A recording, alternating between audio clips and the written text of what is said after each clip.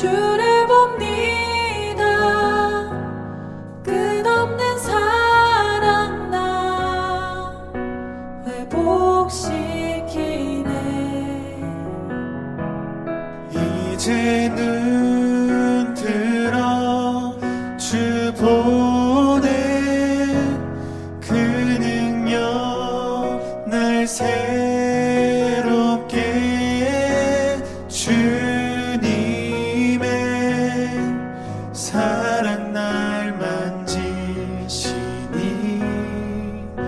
내 모든 두려움 사라지네. 폭풍 속에도 주 붙들고 믿음으로 주와 건네.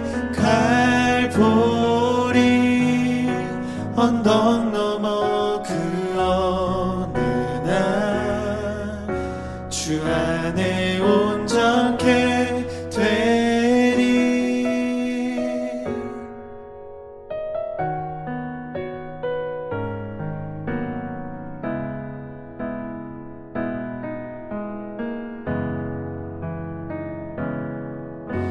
주 앞에 나와 제사를 드리네.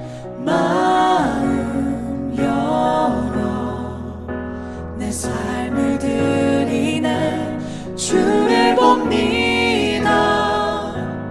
끝없는 사랑 나 회복시키네. 이제 눈 들어 주 보내.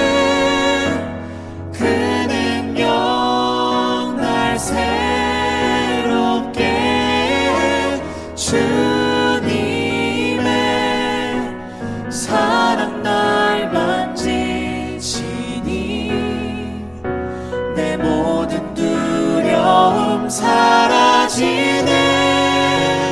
폭풍 속에도 주 붙들고 믿음으로 주와 건네.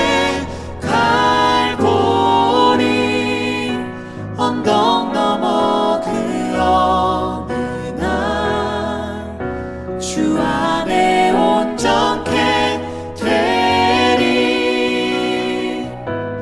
이제 눈 들어 주 보내.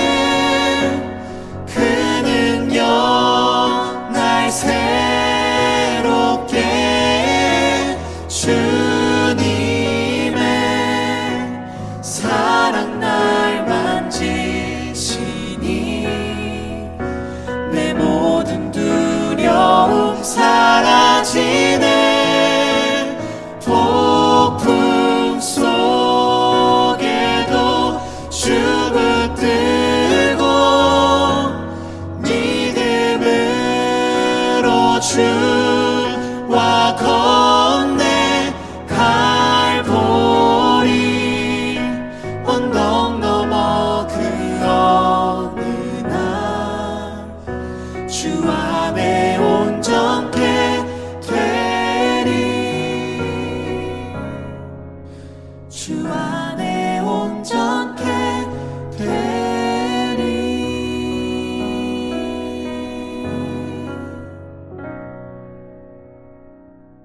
사도신경으로 우리의 신앙을 고백하겠습니다.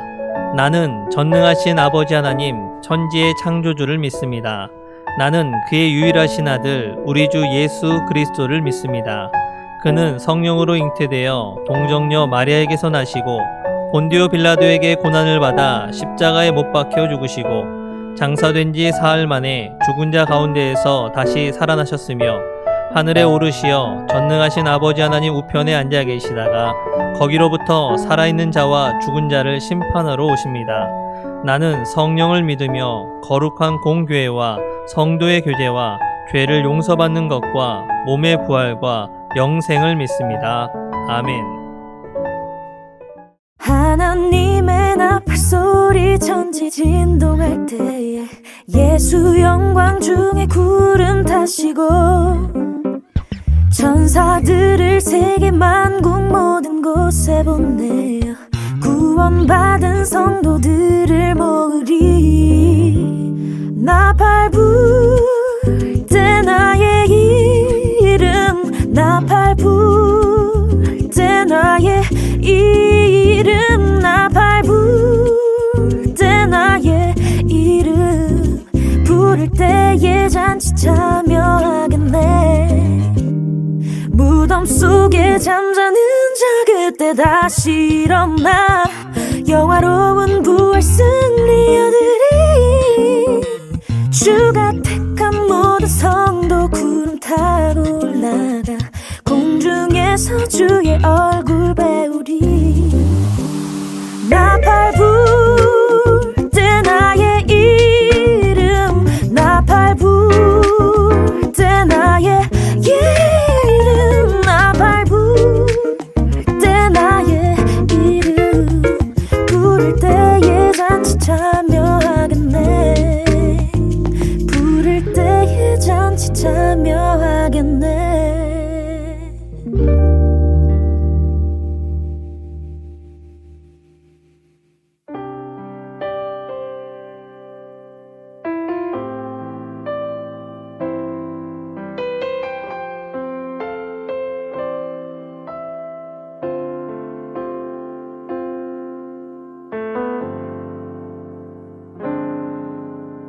무엇이 변치 않아 내 소망이 되며 무엇이 한결 같아 내 삶을 품으리. 그 누가 나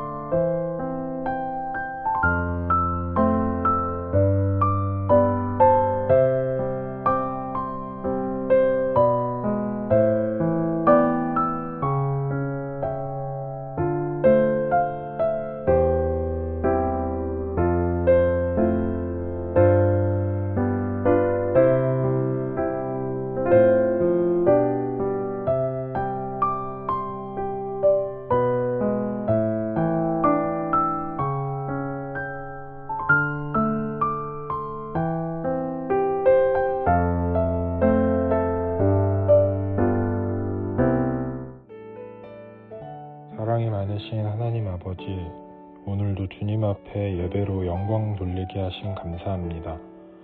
비록 온라인으로 드리는 예배이지만 우리가 신령과 진정으로 예배드리게 하시고 주님만 홀로 영광 받아주세요.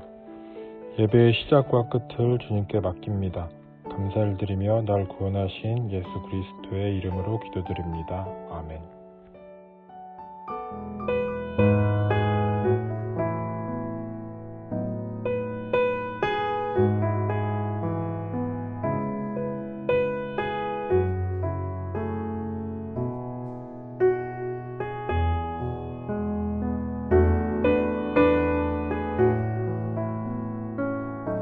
다만 이뿐 아니라 우리가 환난 중에도 즐거워하나니 이는 환난은 인내를, 인내는 연단을, 연단은 소망을 이루는 줄 알미로다.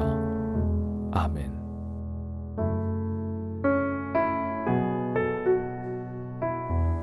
요즘 많이 쓰는 신조어 가운데 희망 고문이라는 말이 있습니다. 아마 여러분들도 사회에서 한 번쯤은 들어보고 실제로 사용해 본 말이실 것 같은데요. 그렇다면 이 희망 고문이라는 말은 어떻게 사용되게 되었을까요? 이 말은 19세기 프랑스의 극작가이자 소설가인 발리에 드릴라당이 쓴 희망의 고문이라는 소설에서 시작되었다고 말합니다. 간략하게 그 내용을 살펴보면 유대교 랍비가 고리 대금업을 했다는 죄로 감옥에 갇히게 됩니다. 온갖 절망에 빠져있던 랍비는 어느 날 탈출구를 발견하고는 꿈에 부풀게 되죠. 그 신랄 같은 희망을 붙잡고 노력한 결과 마침내 탈옥에 성공하는 듯 하였습니다. 하지만 모든 것을 알고 있었다는 것처럼 랍비 앞에 나타난 종교재판소 소장에게 다시 그만 붙잡히고 말죠. 그 순간을 작가는 이렇게 묘사하고 있습니다. 이 운명적인 저녁의 매 순간이 다 예정된 고문이었다. 희망이란 이름의 고문. 이런 희망 고문이란 의미와 아주 유사한 현상도 있습니다. 베트남 전쟁 때 미군 장교 짐 스톡데일은 8년간 포로 수용소에 갇혀 있다가 극적으로 살아난 사람입니다. 그의 증언에 따르면 베트남 포로 수용소에서 가장 먼저 죽음에 이른 사람, 그 사람은 놀랍게도 삶을 비관하는 자들이 아니었다라고 말합니다. 돌아오는 성탄절에 풀려날 것이라고 믿고 있었는데 성탄절에 아무 일 없이 그냥 지나가 버리고 다음 부활절 때는 풀려날 것이라 기대했는데 계속 붙잡혀 있는 등 기대를 가졌으나 계속적으로 좌절을 겪게 되는 거죠. 이렇게 낙담에 낙담을 거듭한 사람은 결국 그 삶을 버티지 못하고 먼저 목숨을 잃어버렸다라고 합니다. 이처럼 냉혹한 현실을 인정하지 않고 막연한 희망에만 기대를 걸었다가 더 큰 실패를 초래하는 현상을 스톡데일 패러독스라고 부릅니다. 이처럼 희망 고문이나 스톡데일 패러독스와 같은 말은 절망적인 결과가 기다리는 상황 속에서 주어지는 작은 희망으로 인해 오히려 더 괴롭게 되는 현상을 말합니다. 희망이 아예 없다면 그냥 깨끗하게 단념하겠는데 약간의 가능성 때문에 미련을 두고 어떻게든 절망을 벗어나려고 노력하려는 그 인간의 심리가 반영된 현상이라고 할 수 있겠죠. 요즘같이 힘들 때 우리는 희망 고문이라는 말을 참 많이 듣고 쓰게 되는 것 같습니다. 특히 모든 것을 포기했다는 의미 M4 세대라는 또 다른 신조어와 함께 사용되곤 하죠. 어느덧 세상은 우리에게 그냥 모든 것을 포기하는 것이 차라리 편하다라고 말하는 듯 합니다. 그러니 더 이상 우리 삶에 희망 고문하지 말라고 외치는 것처럼 느껴집니다. 이처럼 힘든 삶인데 코로나라는 큰 재앙까지 일어났으니 이제 우리의 삶은 더 이상 희망이 없는 것일까요? 이 희망 고문이라는 말처럼 그냥 깨끗하게 단념하는 것이 우리가 가져야 되는 마음일까요? 우리는 이 세상을 어떤 마음으로 살아야만 할까요? 세상에서 희망이라는 말을 사용한다면 성경 말씀에는 소망이라는 말을 사용합니다. 오늘 본문 4절의 말씀을 보면요. 연단은 소망을 이루는 줄 알미로다 라고 말씀하고 있습니다. 그렇다면 이 소망이라는 말은 어떤 의미를 가지고 있는 말일까요? 본문 4절에 등장하는 소망이라는 헬라어 원어는 엘피스라는 말입니다. 이 엘피스라는 말은 당시 헬라어 사용에 의하면 미래의 어떤 기대감의 표현이 아니라 그냥 모든 종류의 미래사를 예상하는 것을 나타내는 말이라고 합니다. 즉, 엘피스라는 단어는 두려움이나 소망과 같은 그런 감정적인 요소가 배제된 다소 객관적인 미래를 표현하는 의미에 불과하다는 것이죠. 즉, 내일에는 비가 올 거야 같이 그냥 미래에 일어나는 일을 나타내는 그런 말이었어요. 그러나 신약 성경의 말씀을 보면요, 이 엘피스의 사용을 일반적인 헬라어 의미와 다르게 헛된 기대나 두려운 상황을 예정할 때는 전혀 쓰이지 않았고요, 항상 좋은 것에 대한 기대의 의미로 사용된 것을 볼 수가 있습니다. 즉, 세상 사람들에게 미래를 나타내는 이 엘피스라는 단어는 그저 아무런 감흥이 없는 그냥 미래에 벌어질 일에 대해서 말하고 있다면, 성경을 기록한 신앙의 선배들은 미래를 기록할 때마다 좋은 예상을 하면서 엘피스라는 말을 사용했다는 것을 의미합니다. 참 신기하죠? 왜 이렇게 다른 의미가 되었을까요? 이에 대한 이유에 대해서 저는 우리가 함께 들었던 그 3주간의 말씀을 토대로 설명할 수 있을 것 같습니다. 세상 사람들은 그저 미래를 바라보는 삶이겠지만 이 단어를 사용했을 초대교회 성도들은 수많은 환난 속에서도 주님에 대한 믿음을 가지고 그 모든 상황들을 인내하는 자들이었습니다. 그 결과 하나님께서 사용하기 좋은 인격으로 완전하게 변화된 모습들이 있었죠. 그렇게 주님과 온전히 동행하는 자들에게 엘피스로 표현된 미래의 상황은 더 이상 중립적인 의미가 될 수 없었습니다. 주님과 함께하던 이들은 모든 미래의 일들을 바라보면서 주님께서 좋은 결과를 주실 것으로 믿었기 때문입니다. 마치 사랑하는 연인들이 어떤 시련이 와도 우리가 서로 함께하는 삶이라면 반드시 그 시련 뒤에는 자신들이 꿈꾸는 분홍빛 미래가 올 것이라 생각하는 것처럼 말이죠. 그러므로 그 믿음과 확신으로 가득한 성도들과 이 신약 성경을 기록한 믿음의 선배들에게 엘피스는 모두 소망으로 기록될 수밖에 없었던 것입니다. 그들에게 미래란 주님으로 하여금 기대하게 만드는 그런 미래이기 때문이죠. 무엇보다 초대교회 성도들에게는 미래가 소망이 될 수밖에 없는 것은 예수님께서 말씀하신 약속이 있기 때문입니다. 그것은 바로 생명에 대한 약속이었습니다. 나는 부활이요 생명이니 나를 믿는 자는 죽어도 살겠고 살아서 믿는 자는 영원히 죽지 않으리라. 예수님께서는 우리 모든 믿는 자에게 영원한 생명을 약속하신 것이죠. 20세기 위인 중에 한 사람으로 꼽히는 일본의 카가와 도요히코라는 목사님이 계셨습니다. 시골에서 태어난 그는 15살이 되던 해에 동경으로 올라오게 되었습니다. 낮에는 인쇄소의 청소부를 비롯한 여러 가지 고된 노동을 하였고 밤에는 야학에서 공부를 하였습니다. 이렇게 자신의 미래를 위해서 열심으로 살아가던 그는 21살이라는 젊은 나이에 절망적인 벽에 부딪히고 맙니다. 시름시름 앓던 폐병이 악화되면서 크게 피를 토하고 만 것입니다. 황급히 병원에 가서 의사에게 진단을 받았는데요, 더 이상 치료될 가능성이 없다라는 말을 듣고 만 것입니다. 더 이상 손 쓸 수 없다는 그 말에, 이제 살 날이 얼마 안 남았다라는 그 말에 그는 크게 낙심하고 말았습니다. 그래서 그는 아픈 침상에 누워서 이제 더 이상 살 희망이 없으니 누군가에게 폐를 끼치며 사는 것보다 그냥 자살하여 죽는 것이 낫겠다라고 결심을 하게 됩니다. 이제 곧 죽으려는 그 찰나에 문득 몇 년 전에 만난 기독교 선교사로부터 들었던 성경의 이야기가 생각이 났다라고 합니다. 예수님께서 세상 마지막 때에 제자들에게 배신을 당하고 혹독한 고난과 수치 속에서도 자신의 삶이 힘들다고 스스로 목숨을 끊지 않았다라는 것이죠. 예수님은 그 절망의 십자가를 짊어지면서도 부활의 소망을 가지고 그 길을 묵묵하게 걸어가시는 분이었다라고 듣게 된 것입니다.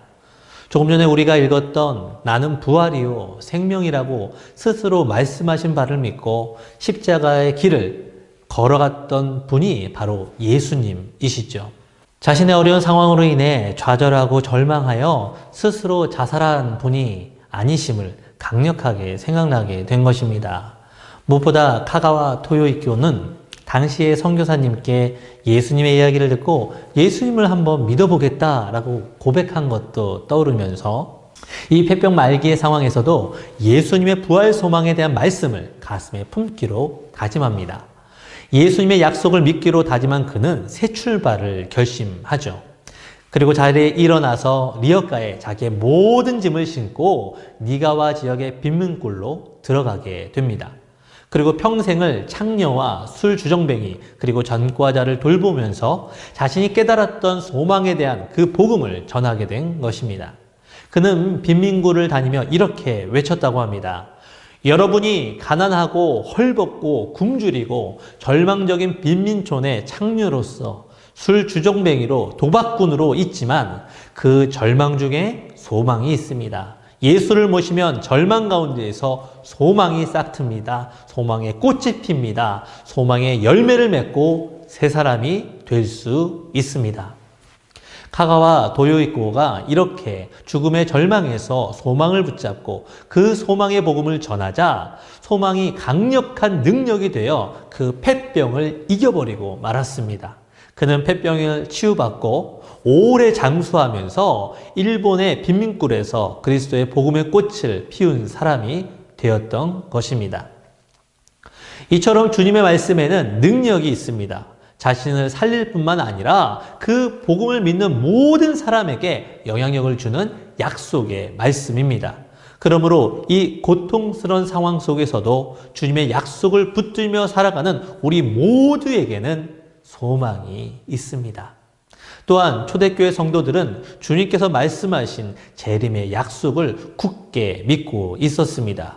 히브리서 9장 28절은 이렇게 말씀합니다. 이와 같이 그리스도도 많은 사람의 죄를 담당하시려고 단번에 들이신 바 되셨고 구원에 이르게 하기 위하여 죄와 상관없이 자기를 바라는 자들에게 두 번째 나타나시리라.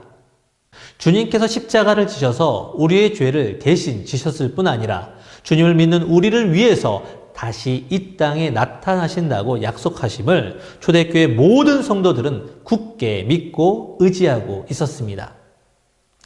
예수님이 다시 오실 때 이 모든 고통이 물러가고 예수님이 주시는 영원한 행복을 누리게 될 것임을 믿기에 지금의 환난 속에서도 소망을 품고 살아가게 되었던 것이죠. 이렇게 생명의 약속과 재림의 약속이 있기에 로마 교회 모든 성도들은 로마 황제에 의해 온갖 박해와 그 죽음의 상황 속에서도 소망을 잃지 않았습니다.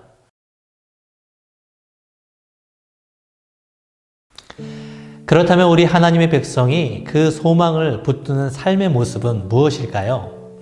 바로 하나님께서 이 환난 이후에 일어난 일에 대한 말씀을 듣는 것입니다. 이스라엘 백성의 40년간 광야의 삶을 생각해 봅시다. 그들은 광야에서 하나님의 은혜로 하루하루 사는 인생만은 아니었습니다. 그들은 모세를 통하여 수많은 하나님의 말씀을 들으며 살게 되었습니다.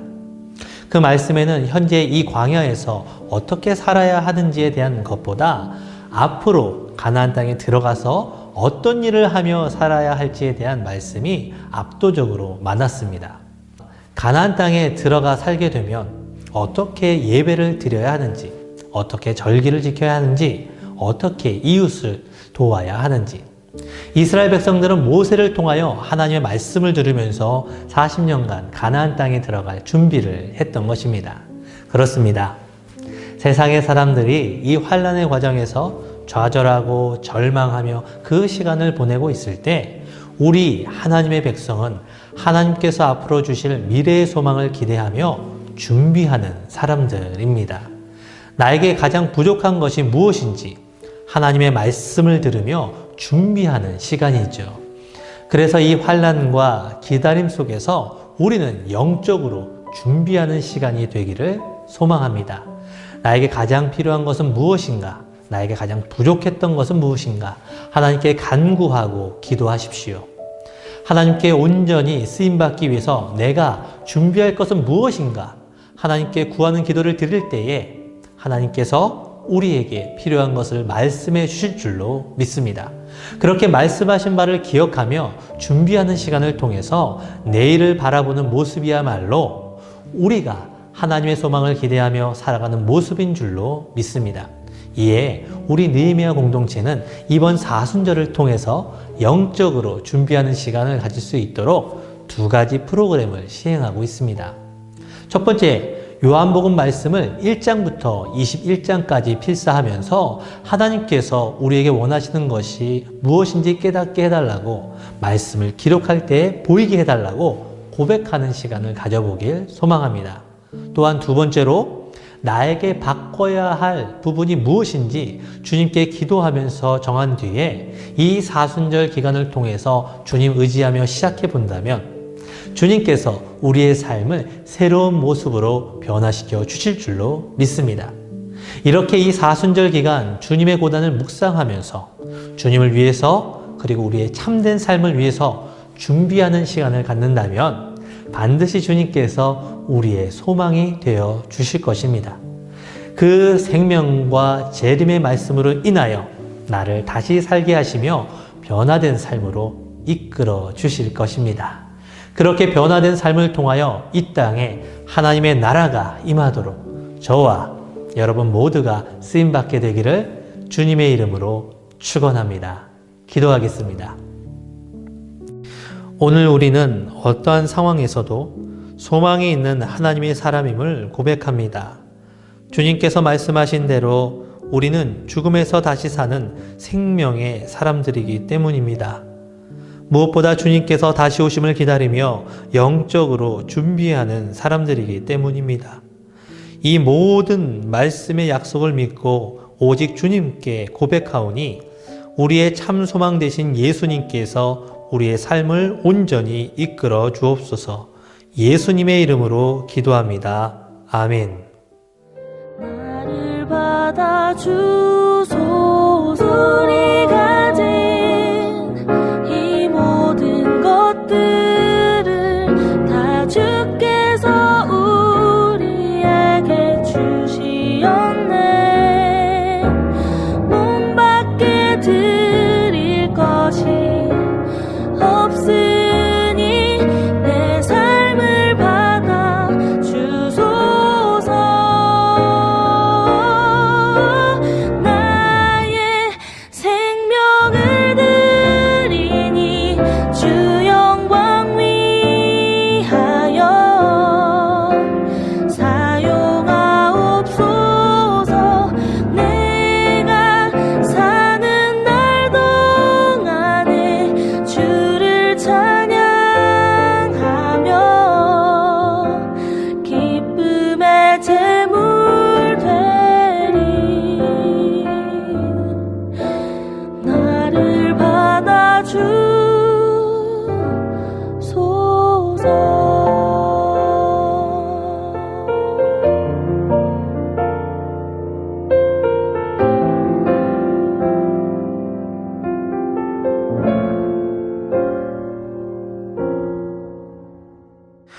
오늘도 우리에게 소망의 말씀을 전해주신 하나님 아버지, 우리를 세상 가운데서 불러주셔서 하나님을 예배하게 하시고 말씀을 통해 주님의 약속을 깨닫게 하신 모든 은혜에 감사를 드립니다. 우리의 몸과 마음은 오직 주님의 것임을 고백합니다.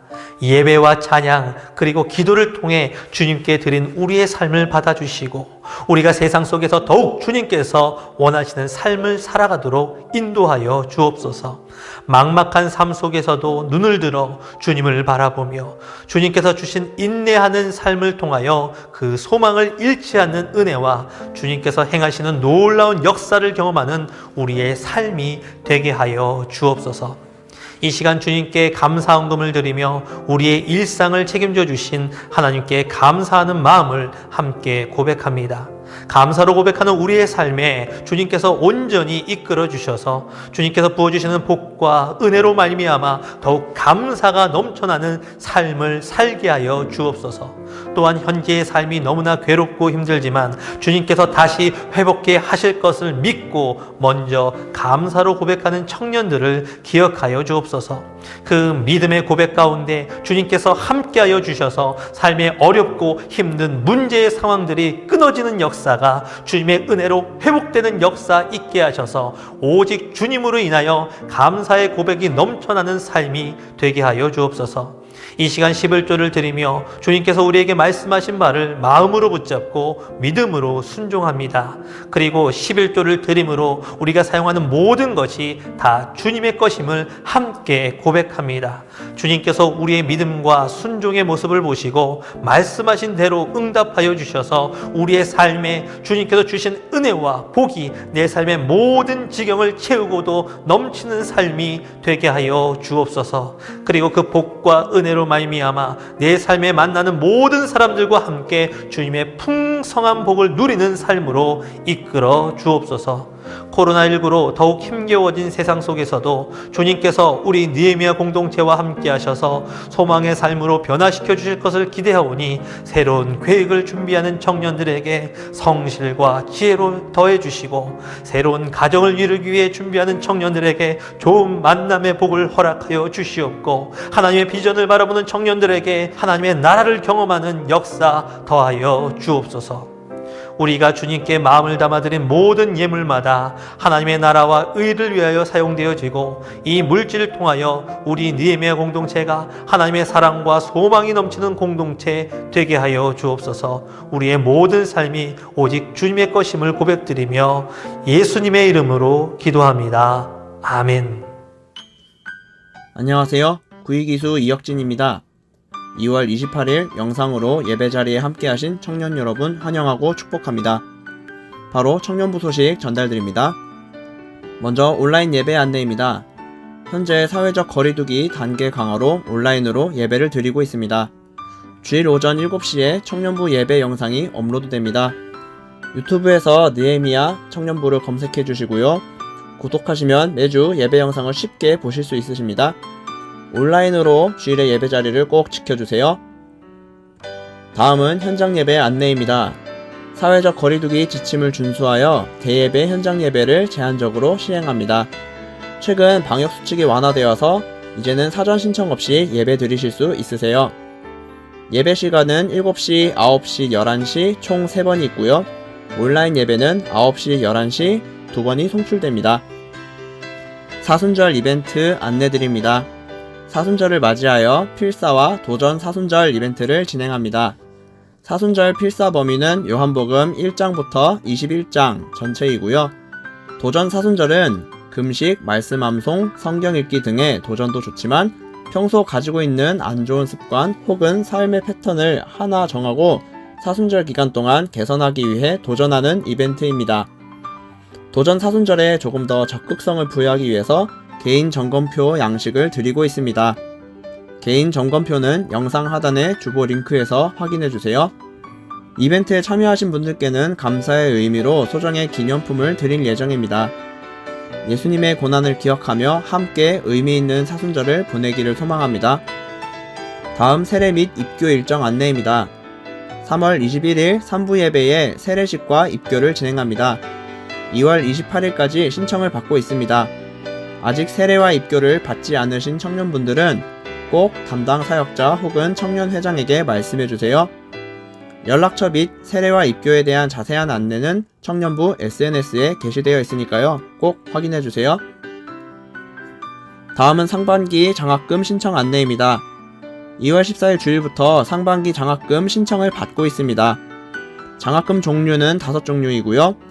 장학 대상은 청년들의 경우 본 교회 1년 이상 출석한 자입니다. 28일 오늘까지 신청을 받습니다.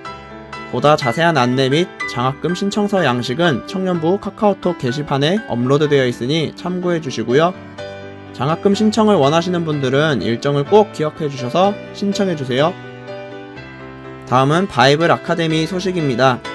2021년 상반기 바이블 아카데미가 3월 10일부터 매주 수요일마다 저녁 8시 유튜브 라이브로 진행됩니다. 담임 목사님께서 믿음의 영웅들 두 번째 파트를 주제로 강의하십니다. 시흥교회 유튜브 채널에서 진행하니까요. 채널을 구독하시면 온라인 예배는 물론이고요. 매일 묵상, 곧 시작될 바이블 아카데미까지 쉽게 접하실 수 있으세요. 마지막으로 공동체 SNS 광고입니다. 현재 느헤미야 청년부는 공동체 SNS 페이스북과 카카오톡 채널을 운영하고 있습니다. 페이스북과 카카오톡 채널에서 화면에 보이시는 타이틀을 꼭 검색해 주시고요. 친구 추가 및 가입하시면 청년부 소식을 쉽게 접하실 수 있으니까요. 친구 추가 부탁드릴게요. 이상 2월 28일 청년부 광고를 마칩니다. 돌아오는 한 주도 모두 승리하시고 평안하세요.